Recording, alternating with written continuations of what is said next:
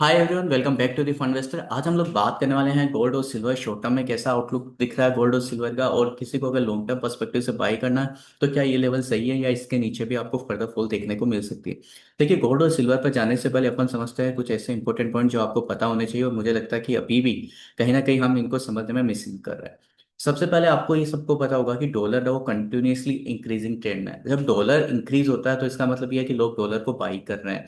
अब डॉलर को बाई क्यों कर रहे हैं? क्योंकि जब भी वॉर होता है या अनसर्टेनिटीज होती है तो दुनिया की सारी करेंसी से सारे लोग हैं वो एक स्ट्रॉन्ग करेंसी की तरफ जाते हैं। स्ट्रॉन्ग करेंसी कौन सी है? आज की डेट में केवल डॉलर है। तो क्या करेंगे? आप स्ट्रॉन्ग करेंसी को बाई करेंगे, आप डॉलर को बाई करते हैं। जब आप डॉलर को बाई कर रहे हैं तो डेफिनेटली आप कुछ सेल कर रहे हैं। कुछ भी बाई करना है तो आपको कुछ देना पड़ेगा। तो आप क्या दे रहे हैं उसके अगेंस्ट में? उसके अगेंस्ट में आप दे रहे हैं अपनी लोकल करेंसी। तो आप जब अपनी लोकल करेंसी दे रहे हैं, इसका मतलब आप अपनी लोकल करेंसी की सप्लाई बढ़ा रहे हैं। और लोकल करेंसी की सप्लाई बढ़ रही है तो लोकल करेंसी डिवैल्यू हो रही है। तो आपको समझ में आएगा कि डॉलर की मांग बढ़ रही है, डॉलर इसलिए ऊपर जा रहा है, और लोकल करेंसी डिवैल्यू इसलिए हो रही है क्योंकि डॉलर को आपको खरीदना है तो आपको अपनी लोकल करेंसी देनी पड़ेगी, और लोकल करेंसी डिवैल्यू हो रही है। अब जब इसका इम्पैक्ट मार्केट में कैसे आता है? जैसे जैसे डॉलर की प्राइस बढ़ेगी, आप ये देखो कि इवन दो इंटरनेशनल, अगर मैं इंडिया मार्केट की बात करूं तो डॉलर की प्राइस बढ़ रही है, रुपी डाउनसाइड हो रहा है। अब इससे क्या होता है कि इवन दो इंटरनेशनल मार्केट में आपको गोल्ड की प्राइस कम मिल जाएगी, बट क्योंकि इंडिया बहुत बड़ा अपना एक सेगमेंट है गोल्ड और सिल्वर का, वो इंपोर्ट करता है, और रुपी की वैल्यू डाउन हो गई और गोल्ड और सिल्वर को हमेशा यूएस डॉलर में देखा जाता है, तो क्या होगा कि रुपी की डी वैल्यू होने की वजह से अगर गोल्ड और सिल्वर इंटरनेशनल मार्केट में डाउन भी हो रहे हैं फिर भी इंडियन मार्केट में आपको लिटिल बिट पॉजिटिव दिखेंगे, क्योंकि आपका रुपी डाउन है तो आपको पेमेंट करना डॉलर में। तो इंटरनेशनल मार्केट में अगर 10,000 रुपए कम हो रहे हैं लेट से रुपी टर्म में, बट आपको इंडिया मार्केट में आते आते वो 10,000 की जगह 7,000 या 6,000 ही दिखेंगे। रीजन भी आपका जो डॉलर का आउटफ्लो है वो इंक्रीज हो गया। तो आपको आई थिंक ये क्लियर हुआ होगा कि इंटरनेशनल मार्केट के कंपैरिजन में इंडिया में प्राइस कम टूटेगी। रीजन भी कि आपका जो रुपी है वो डिवैल्यू हो रहा है।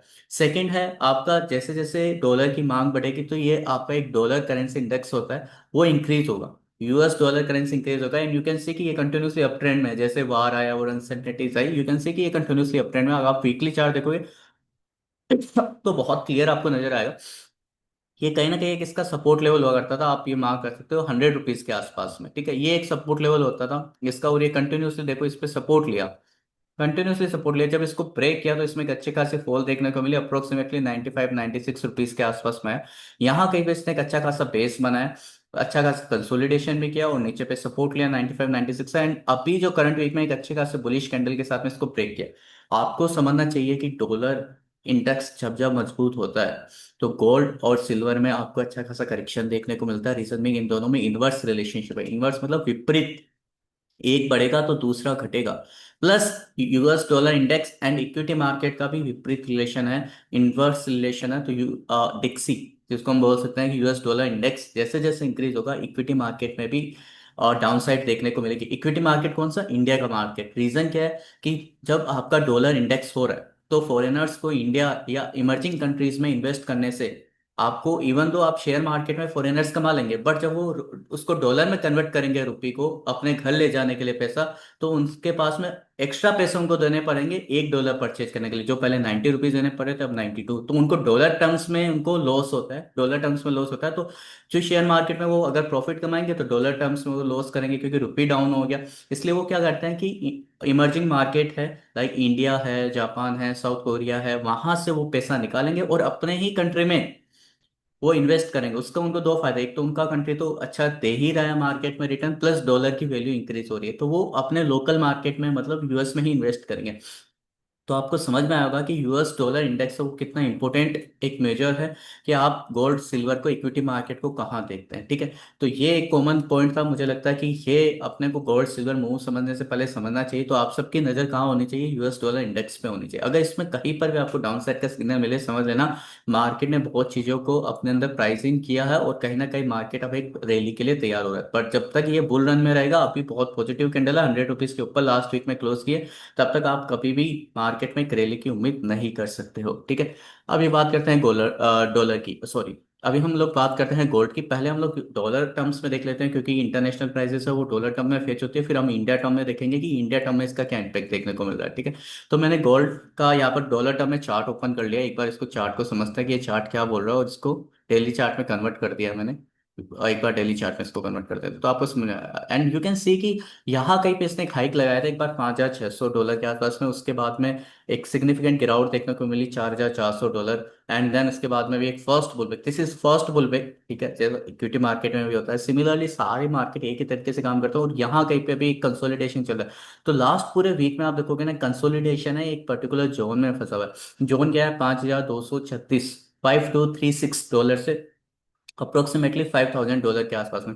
तो मेरे हिसाब से ये कंप्लीटली एक नो ट्रेडिंग जोन बन जाता है। अगर मार्केट इसके ऊपर जाता है $5,236 के ऊपर वीकली क्लोजिंग देता है, तो मुझे लगता है आपको नए लाइफ टाइम हाइस देखने को मिल सकते हैं। बट एक बार $5,000 के नीचे आता है, लेवल तो 5021 है, बट आपका जो साइकोलॉजिकल लेवल में लगता है, वो जो मुझे लगता है मेजर सपोर्टिंग लेवल है, वो $5,000 है एग्जैक्टली। अगर वो कहीं पे ब्रीच होता है तो आपको जो फर्स्ट लेवल है वो $4,852 तक के देखने को मिल सकते हैं, और जो सेकंड लेवल है वो $4,663 तक के आपको देखने को मिल सकता है। यहाँ कहीं पे जाने के बाद में एक बार वापस रिव्यू करना चाहिए, क्योंकि ये एक बड़ा सपोर्ट है, मुझे लगता है ये ब्रेक इजीली नहीं होगा, और मुझे भी नियर टर्म में तो बिल्कुल ब्रेक होता हुआ नजर नहीं आ रहा है। But overall my view is कि नो ट्रेडिंग जोन में अभी अगर किसी का डिसीजन है कि किसी को बाई करना है या सेल करना है, मुझे लगता है कि एक बार उसको अवॉइड करना चाहिए, या तो इसको $5,000 के नीचे आने दो या 5236। मीनवाइल आप केवल वेट करो, अभी कंप्लीटली नो ट्रेडिंग जोन में है। अगर नीचे मिलता है, जैसे जैसे अगर आप इन्वेस्टर हो लॉन्ग टर्म व्यू से लगाना चाहते हो, तो डेफिनेटली 4,663 के आसपास में मिलता है, तो यहाँ पर आपको अच्छा एड करना चाहिए।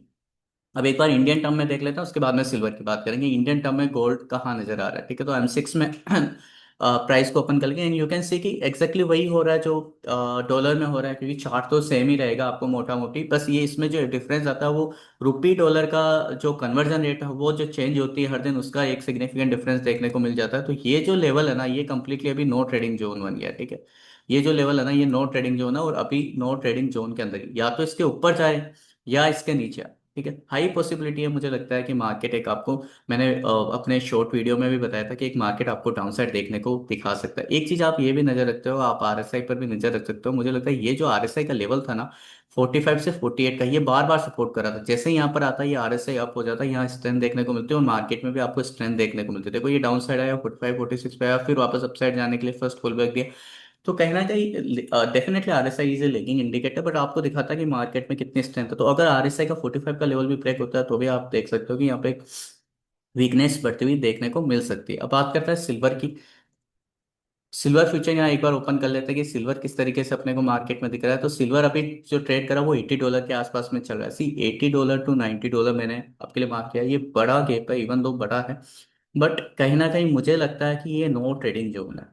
यहाँ पर आपको वोलाटिलिटी दिखेगी, ये देखो एक दिन अप एक दिन डाउन, अप फिर वापस 3 दिन कंटिन्यूसली डाउन, बट ये आपको मार्क कर लेना $80 to $90, आप यूएस टर्म में बात करो। तो मुझे लगता है कि एक वोलाटिलिटी का लेवल है यहाँ पर, ये अगेन है नो ट्रेडिंग जोन। या तो $90 के ऊपर जाके इसको क्लोज करने दो, या $80 के नीचे आकर क्लोज करने दो। अगर डेफिनेटली $90 के ऊपर जाएगा, तो ये बहुत बार अटेम्प्ट हो चुके हैं $90 को क्लोज करने के। अब अगर ऊपर जाता है वीकली बेसिस पर, तो एक अच्छा आपको अपसाइड देखने को मिल सकता है, और $80 पर भी बहुत बार सपोर्ट ले चुका है। तो अब अगर नीचे गया तो आपको अच्छी खासी डाउन साइड देखने को मिल सकती है, ठीक है। तो $80 to $90 मुझे लगता है नो ट्रेडिंग जोन है। अगर सिल्वर की मैं बात करूँ, रुपी टर्म में सिल्वर कैसा नजर आ रहा है, तो एक बार रुपी में भी देख लेते हैं।